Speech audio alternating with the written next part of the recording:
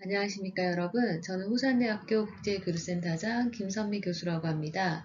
이번에 여러분의 글로벌 다문화 이해 교육을 담당하게 되었습니다. 이번 시간에 저와 같이 살펴볼 분야는 크게 두 개 분야로 나눌 수 있습니다. 첫 번째는 글로벌 문화이고 두 번째는 다문화 사회 이해입니다.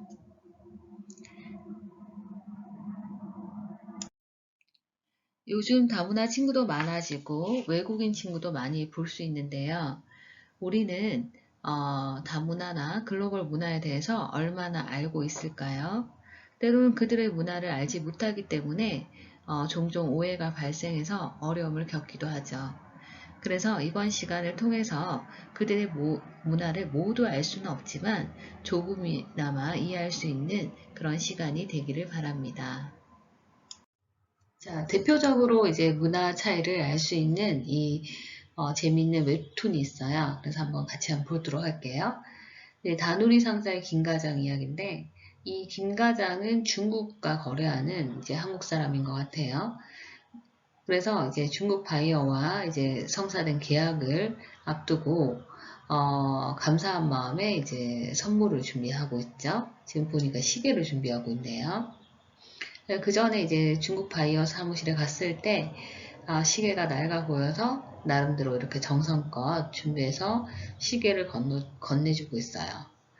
그런데 이 중국 사람의 반응이 조금 이상하죠. 자, 이 중국 바이어가 마음은 감사하지만 이라고 하면서 식은땀을 좀 흘리고 있어요. 그죠? 그래서 이 김 과장은 내가 뭘 잘못했을까 계속 집에 와서 이렇게 고민을 하고 있는 모습이 나와요. 이것은 이제 중국 문화와 이제 그 한국 문화의 차이점인데 중국인들은 발음이 아주 예민해요. 그래서 이 시계가 쫑이거든요. 근데 쫑 그러면 이 그 장례를 치르다라는 쫑하고 발음이 똑같아요. 그래서 끝을 내다, 장례를 치르다 이런 의미가 되기 때문에 사업을 하는 사람들이거나 아니면 일반인들에게도 굉장히 좀 불길한 의미가 되겠죠. 그래서 일반적으로 중국 사람들은 시계를 선물하지는 않아요. 그래서 이 김 과장은 중국의 문화를 잘 이해하지 못한 거죠. 재미있죠? 자, 그래서 아주 사소한 것 같지만 상대방의 문화를 이해하지 못해서 일어난 그런 에피소드를 보면서 비즈니스 또한, 글로벌 비즈니스 또한 문화 차이를 이해해야만 성공할 수 있다는 대표적인 예라고 할 수 있죠. 자, 그래서 우리가 이제 각국의 그런 문화에 대해서 다 살펴볼 수는 없지만, 좀 재미있는 그런 문화를 몇 가지 추려서 간단하게 소개하도록 할게요. 자, 대표적으로 이제 중국 문화를 한번 보면, 선물 문화가 이제 붉은색이라든지 금색이라든지 짝수 이런 것들을 선호하고 있어요. 그런데 아까 지금 에피소드에서 나왔지만 개종시계 이런 건 죽음을 의미하는 뜻이라서 선물을 하지 않죠. 근데 우산도 싼이라고 해서 흩어지다, 배도 리, 헤어지다, 손수건, 이별 뭐 이런 뜻이라서 안 좋은 뜻에 속해요. 이런 물건들은 선물을 하지 않아요. 자, 그 다음 중국의 식사 문화를 살펴보면 중국 사람들은 손님을 아주 환대하는 관습을 가지고 있어요. 이거는 한국 사람도 좀 마찬가지인 것 같아요. 그죠? 그 다음에 회전 원판을 사용해서 음식을 먹죠. 이거는 중국집 가서 많이 보셨을 거고 또 음식을 덜어 먹죠. 그 다음에 회전 원판은 시계 방향으로 돌아가요. 그죠? 그 다음에 생선 같은 거 뒤집지 않죠. 이것도 우리나라도 좀 비슷한 것 같긴 해요. 그 다음에 술 문화는 조금 우리랑 좀 다른 것 같은데 이제 술 문화는 첨잔이라고 해서 술이 아직 있지만 또 더 술을 따라주는 그런, 그래서 결국은 몇 잔을 마셨는지 잘 모르겠죠. 그래서 그런 문화가 약간 좀 다른 것 같아요. 그 다음에 좀 중요한 부분인데 음식을 남기는 게 중국 사람들은 만족이나 감사의 표시. 우리는 음식을 딱 맞게 먹고, 그 다음에 그릇을 깨끗하게 비우는 게, 아, 정말 맛있게 먹었다라는 어떤 예의의 표현인데, 중국은 음식을 남길 때 오히려 더 내가 넉넉하게 먹고 배부르게 먹었다라는 그런 의미라고 해요. 그래서 이제 한국이나 서구의 음식을 비우는 매너하고는 좀 다른 부분이 있죠. 그래서 교수님도 예전에 한번 실수를 한 적이 있었는데 교수님이 그 친구를 초대를 했어요. 식당에서 초대를 해서 가족들을 초대를 해서 대접을 했죠. 그런데 5명이었으면 저는 5인분만 딱 시켰어요. 왜냐하면 음식을 버리는 게 아까우니까. 그런데 음식이 정말 깨끗하게 비워졌어요. 그게 나중에 알고 보니 아주 큰 신뢰였더라고요. 그래서 이런 문화적인 차이도 조금 이해를 해두면 참 좋을 것 같아요. 자, 일본 같은 경우는 아주 가까운 나라죠. 그런데 일본은 이제 우리가 잘 아는 것처럼 직설적인 표현을 잘하지 않고, 그 다음에 격식적인 예의를 좀 중요하게 생각하는 것 같아요. 그리고 또 이런 식사 문화는 좀 많이 다른 점이 있는데, 국을 마실 때 국그릇을 들고 젓가락으로 건더기를 누르면서 마신다. 우리는 국그릇을 드는 걸 되게 신뢰라고 생각을 하죠. 근데 그 일본 사람들은 국그릇을 들고 마시면서 젓가락으로 이렇게 건더기 누르면서 마시는 게 예의 있는 행동인가 봐요. 그 다음에 생선 같은 거는 이제 머리 쪽에서부터 먹고, 그 다음에 또 한국 사람들이 많이 하는 행동인데, 밥을 국에 말아서 먹는 걸 많이 하죠. 근데 일본 사람들은 밥을 국에 말아서 먹지는 않는데요. 생선을 뒤집지 않는다. 요거는 중국도 좀 비슷한 것 같고. 그 다음에 이제 음주 문화는, 어른이 따라주는 문화, 요건 비슷하고, 첨단 문화도 비슷하죠. 그리고 계산 이런 거는 더치페이 한다는 이런 거는 다 알고 있을 것 같고요. 자, 그래서 기타 다른 나라에 대해서도 아주 대표적인 재미있는 사례만, 저희가 다 다룰 수는 없지만, 이제 아주 대표적인 그런 문화 차이에 대해서 다뤄볼게요. 자, 그래서 사우디아라비아 같은 경우는 이렇게 보면 이제 사우디아라비아는 왼손은 부정하다라고 해서 왼손으로 악수를 하지 않는데요. 아마 이제 이런 쪽 나라는 왼손을 이제 화장실 갈 때 쓰고 뭐 그런 게 있는 것 같아요. 그래서 왼손은 부정하다고 생각해서 왼손은 절대 악수를 하지 않고, 그 다음에 사람을 가리킬 때 손가락을 사용하면 안 된대요. 예의가 없다고 생각하고, 그 다음 발바닥이나 발끝을 상대에게 보이는 행동은 또 예의가 없는 행동이다. 이렇게 사우디아라비아는 좀 그런 문화를 가지고 있고요. 자, 그 다음에 캐나다는 다른 사람 몸에 손을 대거나 부딪히는 건 예의 없는 행동이다. 이건 뭐 가장 좀 기본적인 것 같긴 한데, 그래서 조금 다른 게 화장실 문이 닫혀 있으면 사람이 있다는 뜻이므로 노크를 하면 안 된대요. 재미있죠? 그래서 우리는 닫혀 있으면 노크 하는데, 캐나다에서는 문이 닫혀 있으면 여기 안에 사람이 있구나 라고 생각을 해서 노크를 안 한대요. 자, 그 다음 독일 같은 경우는 이제 콧물 같은 게 나와도 다른 사람 앞에서 코를 풀지 않고 코를 훌쩍였다라고 하면 오히려 예의 없는 행동이 되는 거죠. 오히려 이렇게 코를 마시는 게 더 안 좋은 행동이에요. 그 다음에 레스토랑에 가서 이제 손을 들고 웨이터를 불렀다. 손을 들고 웨이터를 뭐 이렇게 크게 소리내서 불렀어요. 그러면 이것도 예의 없는 행동.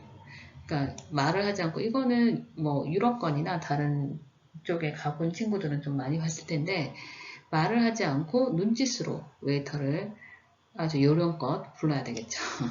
그래서 이런 그 문화 차이가 좀 있는 것 같아요. 자, 그 다음에 이제 태국은 동남아권인데 이런 부분은 좀 주의해야 될 것 같아요. 태국에서는 이제 머리를 쓰다듬는 게 아주 무례한 행동이래요. 그래서 뭐 어른들한테 머리 쓰다듬을 일은 잘 없지만 어른들이 이제 아이들한테 귀엽다고 머리를 많이 쓰다듬죠. 그러면 이 태국 사람한테 할 때는 좀 조심해야 될 것 같아요. 태국 아이한테는. 태국 사람들은 이렇게 머리를 쓰다듬는 게 굉장히 무례한 행동이라고 합니다. 자, 그 다음 베트남. 이것도 좀 재밌었는데요. 베트남 같은 경우는 살아있는 사람에게는 절을 하지 않는데요. 그래서 많이 일어나는 에피소드가 뭐 베트남 며느리 세댁하고 뭐 이제 시댁에 인사하러 갔어요. 그러면 우리는 보통 결혼해서 신혼부부가 오면 어른들께 절을 하죠. 근데 베트남 며느리가 갔을 때는 절을 죽은 사람에게 하는 거니까 깜짝 놀라겠죠. 그래서 이런 문화 차이도 좀 알고 있으면 좋을 것 같아요. 자, 그 다음에 캄보디아 한번 볼까요? 이 캄보디아 같은 경우도 이게 좀 식사 문화가 좀 다른 것 같은데, 우리는 국그릇을 오른쪽에 두잖아요. 네, 캄보디아 왼쪽에 두고, 이제 뭐, 우리는 밥을 풀 때 어른들 밥을 먼저 푸는데, 캄보디아는 밥을 나중에 푸는가 봐요. 나중에 나오는 밥이 더 맛있다고 생각을 해서.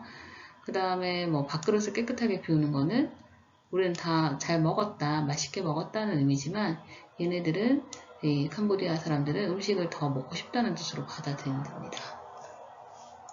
예, 그래서 문화적인 차이가 참 다양한 것 같아요. 그죠? 네, 지금까지는 글로벌 문화에 대해서 살펴보았는데요. 지금부터는 다문화 사회에 대해서 알아보고자 합니다. 네, 다문화 사회를 이해하기에 앞서 다문화 현황에 대해서 먼저 살펴봐야겠죠. 아래 도표를 보시면 법무부에서 나온 통계 자료입니다. 1995년에 전체 한국 인구의 0.6% 밖에 되지 않던 외국인의 비중이 2020년이 되면 4.9%, 2050년이 되면 무려 9.2%까지 달한다고 합니다. 또한 외국인의 구성 현황을 보시면 외국인 근로자가 43.7%로 가장 많고요. 그 다음에 외국인의 주민 자녀, 그 다음 국제결혼 이주자, 다음으로 유학생, 재외동포 순으로 나타나고 있습니다. 위에 도표에서 보셨듯이 한국 사회는 점점 다문화 인구가 증가하고 있습니다. 그런데 그에 따라서 다문화와의 갈등도 점점 더 늘어나는 추세죠. 왜 유독 한국에서 이런 다문화 사회 갈등이 많이 증가하고 있을까요? 그 이유는 한국 사람들이 단일 민족 국가로서 이제 혈통주의가 더 팽배해 있기 때문이라고 생각이 됩니다. 다문화 가족들이 느끼는 가장 큰 어려움은 2010년 여성가족부에서 조사한 그 설문조사에서도 나타나는데요. 제일 큰 것이 언어적인 장벽. 이거는 뭐 외국인이기 때문에 어쩔 수 없는 부분이지만 두 번째로 가장 큰 것이 사회적인 편견입니다. 그 다음 세 번째가 문화적인 차이. 그래서 다른 어떤 어려움보다 사회적인 편견이 한국 사회에서 많은 비중을 차지한다고 볼 수가 있습니다.